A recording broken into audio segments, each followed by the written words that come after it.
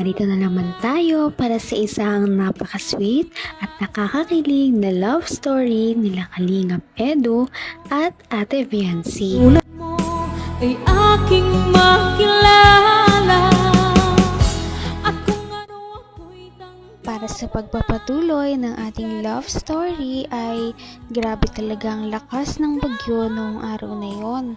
Kaya panigurado ay baha na naman sa bahay nila Ate Viancy. Ngunit kahit ganoon ay hindi niya pa rin nakakalimutan ang mga tao na gumagawa ng kanilang bahay na talagang nag-hard work kahit na malakas ang pag-ulan. Kaya binisita niya ang mga ito at nagdala pa ito ng mga pagkain para sa kanilang mga karpentero. At syempre, gusto niya rin naman makita ang kanyang ka-love team na si Kalingap Edu na noong araw na yon ay nandoon din para bisitahin ang bahay nila Ate Viancy.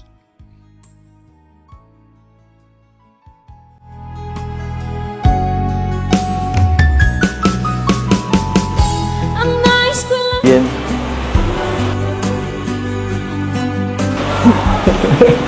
Busog ka.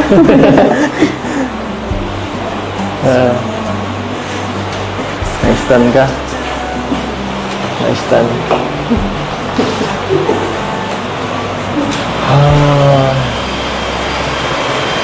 Ay.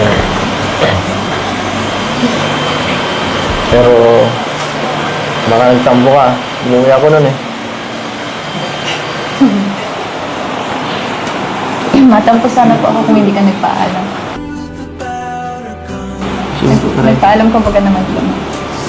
Kaya okay lang. Tsaka lasing ka man. Hindi ako lasing. Hindi lang talaga ako.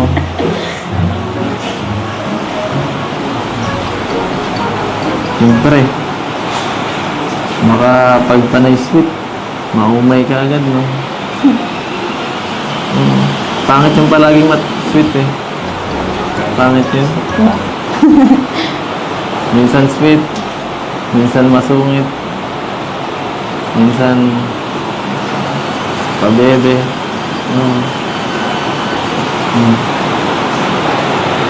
Minsan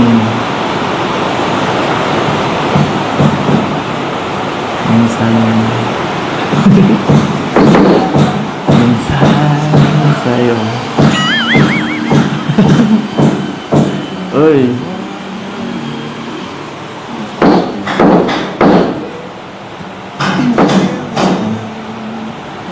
Ano? Thank you pala ulit.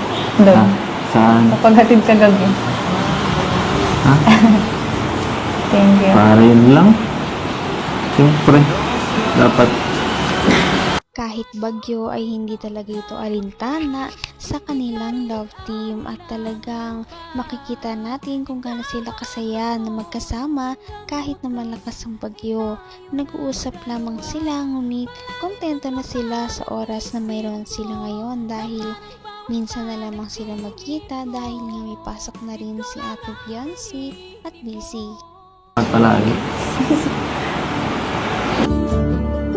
For hope for a moment. Masaya naman ako eh. Masaya ako pag hinahatid ka. Kulang pa nga eh. Gusto ko mga 2 hours eh. 2 hours biyahe. Balikan. Dapat po pala din nagpabahay sa may ano. Sa taro.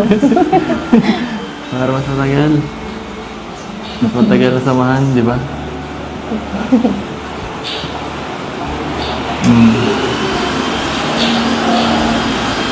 Hambang buhay na akong driver na yun. Gusto ka rin. Sabi mo, boss ako. Pero ikaw naman nasusunod eh.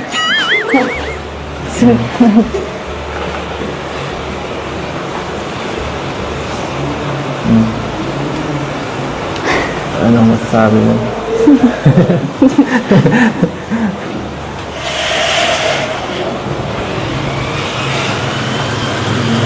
Ay. Ganda naman dito sa kwarto niyo, no? Nakaka-relax dito. Siguro lalo na pag matapos na to, sobrang ganda nito pag may ano na, kompleto na lahat. Ano po, siguro. Ang ganda na nga Gusto po. ko Hindi tumambay natapos. dyan. Gusto ko tumambay dyan. Ang ganda. Huwag ka lang tatalon dyan. Mataas yan. Hindi mo na kumatalon. Mataas yan. Hop. Ay. Saan ka ba ka nakatingin dyan? Ay. Kaya-hiya ka. Bahala ka. Marami din ang excited sa paglipat nila Ate Biancy dahil kung makakalipat siya, ibig sabihin ay mas malapit na siya sa bahay nila Kalingap Edu. Kapag nangyari yon ay lagi na siyang makahatid sundo at malagi na silang magkakasamang dalawa. Kaya excited na si Kalingap Edu na magawa ang bahay. Kita mahal. Uy!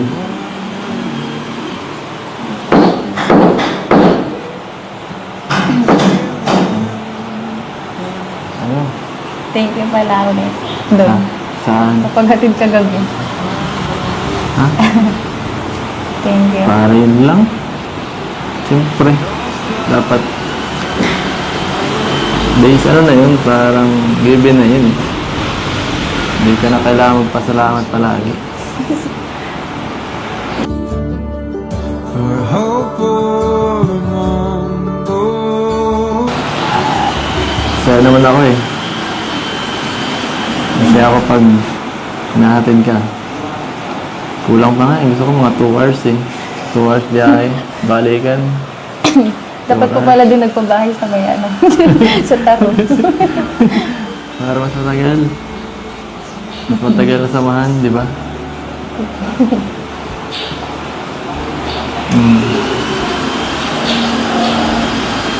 Hambang buhay na akong driver na. Gusto drive. Sabi mo, boss ako. Pero ikaw naman nasusunod eh.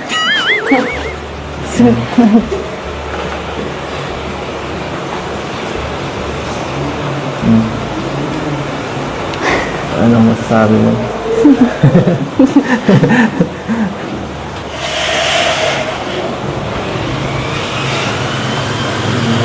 Ay.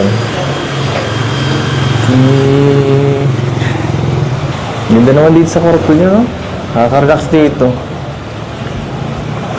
Siguro lalo na pag matapos na to, sobrang ganda nito pag may ano na, kompleto na lahat. Ano po, siguro. Ang ganda na nga Gusto po. ko Hindi tumambay natapos. dyan. Gusto ko tumambay dyan. Ang ganda. Huwag ka lang tatalon dyan, mataas yan. Sobrang layo na nga ng narating ng EDC Love Team. At kahit gano'n yun kalayo, hindi yun makakalimutan ni Ate Biancy. Kaya palagi talaga siya nagpapasalamat kay Kalingap Edu. Halos kada vlog nga ay lagi niyang pinapasalamatan nito sa mga nangyari at inidulot nito sa kanyang buhay. Kaya makikita natin kung gaano talaga kahalaga si Kalingap Edu sa buhay ni Ate Biancy. Abot kamay na kita. Thank you. Para yun lang. Siyempre. Dapat days ano na yun, parang given na yun. Hindi ka na kailangan magpasalamat palagi. Our hope for the mundo. Masaya naman ako eh. Masaya ako pag nahatin ka. Kulang pa nga eh. Gusto ko mga 2 hours eh. 2 hours biyahe. Balikan. Dapat po pala din nagpabahay sa may ano. Sa taro. Para mas matagal. Mas matagal na samahan, di ba?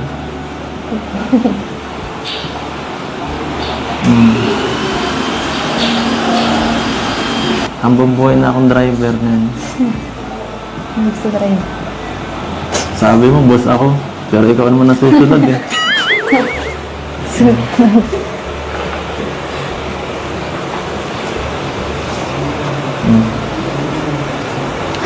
Ano masasabi mo?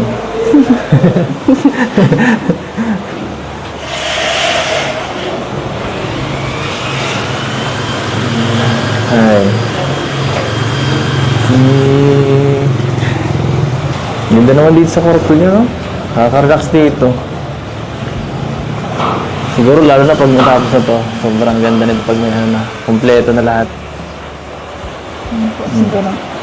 Ang ganda na nga Gusto ko po. tumambay dyan. Gusto ko tumambay dyan. Ang ganda. Huwag ka lang tatalon dyan, mataas yan. Hindi mo na pumatalon. Mataas yan. Oh. Ay.